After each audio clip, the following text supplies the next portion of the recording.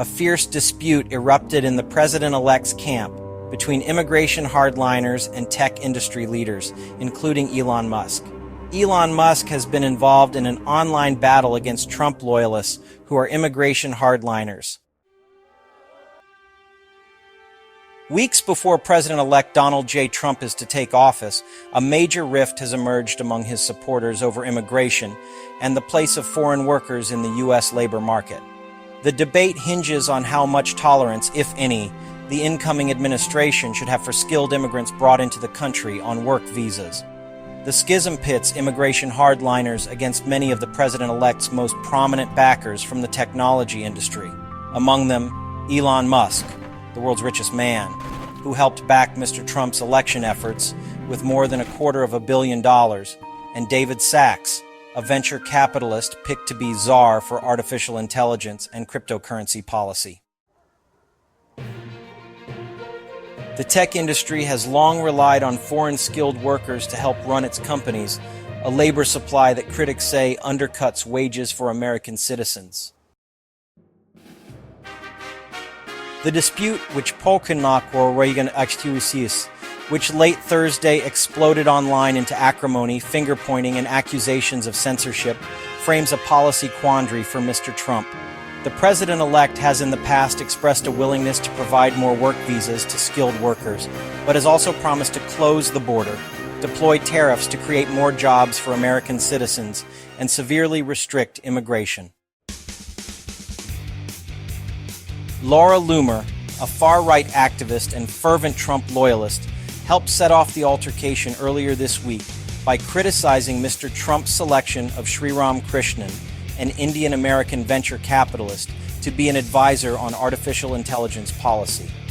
In a post, she said she was concerned that Mr. Krishnan, a naturalized U.S. citizen who was born in India, would have influence on the Trump administration's immigration policies, and mentioned third world invaders. It's alarming to see the number of career leftists who are now being appointed to serve in Trump's admin when they share views that are in direct opposition to Trump's America First agenda, Ms. Loomer wrote on X, the social media platform owned by Mr. Musk. Ms. Loomer's comments surfaced a simmering tension between longtime supporters of Mr. Trump, who embrace his virulent anti-immigrant rhetoric, and his more recently acquired backers from the tech industry, many of whom have built or financed businesses that rely on the government's H-1B visa program to hire skilled workers from abroad.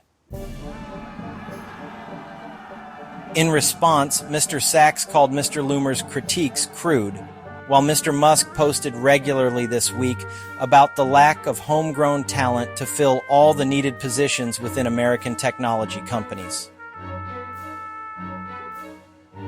The expertise U.S. companies need simply does not exist in America in sufficient quantity, Mr. Musk posted on Thursday, drawing a line between what he views as legal immigration and illegal immigration. Throughout the election cycle, Mr. Musk helped amplify the debunked theory that the Democratic Party was encouraging undocumented immigrants to cross the border to vote, thus replacing American voters. A naturalized citizen born in South Africa, Mr. Musk has spoken out frequently against immigration, characterizing it as a threat to national sovereignty and endorsing messages calling non-citizens invaders. This week, however, he came out strongly in favor of H-1B visas, which are given to specialized foreign workers. Mr. Musk has said that he held an H-1B before becoming a citizen, and his electric car company Tesla obtained 724 of the visas this year. H-1B visas are typically for 3-year periods, though holders can extend them or apply for green cards. Mr. Krishnan, Mr. Sachs, and Mr. Musk did not respond to requests for comment. Ms. Loomer, reached by telephone, said that she took on the visa issue because she didn't trust the motivations of Mr. Musk and other tech magnates who helped elect Mr. Trump. She is worried, she said, that Mr. Musk in particular would try to use his sway to persuade the incoming president to allow more immigration rather than close the border, as she and others on the right would prefer. He's not MAGA, and he's a drag on the Trump transition, said Ms. Loomer, who said she believed that Mr. Musk was using his relationship with Mr. Trump to further enrich himself. Elon wants everyone to think he's a hero because he gave $250 million to the Trump campaign. But that's not much of an investment if it allows him to become a trillionaire. A spokesman for Mr. Trump did not respond to a request for comment. Mr. Trump in June said on a podcast co-hosted by Mr. Sachs that any international student who graduates from an American university should be able to stay in this country. The taping followed a San Francisco fundraiser for Mr. Trump's campaign hosted by Mr. Sachs. Since then, the leaders of tech companies who rely on skilled foreign labor, including Mark Zuckerberg of Meta, Jeff Bezos of Amazon, and Sundar Pichai of Google, have wooed Mr. Trump with calls, visits to Mar-a-Lago, and donations for his inauguration. That's a different dynamic from Mr. Trump's first term, which began with the industry's sweeping condemnation of the first Trump administration's travel ban, suspending the issuance of visas to applicants from 7 countries, all of which had Muslim-majority populations. Tech leaders have also been taking an important role in the presidential transition, proposing associates for high-ranking administration positions and advising the president-elect on potential policies and foreign relations. Mr. Trump also tapped Mr. Musk to serve as co-leader of a new government efficiency commission. The rising importance of tech leaders in Mr. Trump's circle is now drawing scrutiny from his base, and even some past rivals. Nikki Haley, the former governor of South Carolina who ran for president against Mr. Trump and who in the past has called herself the proud daughter of Indian immigrants, slammed the tech industry and its leaders as lazy for automatically seeking out foreign workers to fulfill their needs.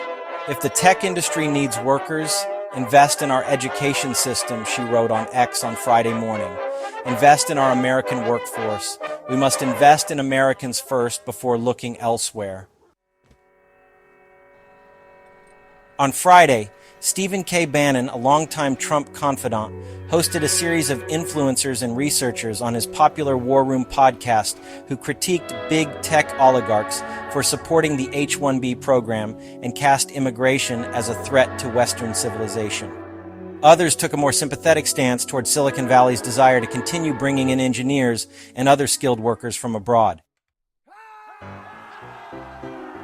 Vivek Ramaswamy, the former Republican presidential candidate who last month was tapped to lead the government efficiency initiative alongside Mr. Musk, blamed American culture for creating people ill-suited for skilled tech positions. The H-1B system is badly broken and should be replaced with one that focuses on selecting the very best of the best, Mr. Ramaswamy said on X on Friday. The rancorous exchange over immigration soon grew to encompass another flashpoint on the right online speech. Since acquiring what was then called Twitter in 2022 for $44 billion, Mr. Musk has characterized himself as a free speech absolutist. Among his first acts atop the company was reinstating accounts banned by the previous management, including Ms. Loomer's, which had been taken down in 2018 after sharing anti-Muslim posts. But on Thursday, X temporarily blocked Ms. Loomer from posting on the site and removed her verified status, cutting her off from income from paid subscribers. Numerous other accounts reported losing their verified status as well, although only Ms. Loomer seems to have been blocked from posting or monetizing her account. Ms. Loomer said that starting Friday morning she was able to post again, but still had not regained her verified status. An ex-spokesman did not respond to a request for comment. Ms. Loomer, whose account has 1.4 million followers, called it retaliation, pointing out that Mr. Musk on Thursday night endorsed a post from a popular pro-tech influencer stating play stupid games, win stupid prizes, in reference to Ms. Loomer. Ms. Loomer called the restriction censorship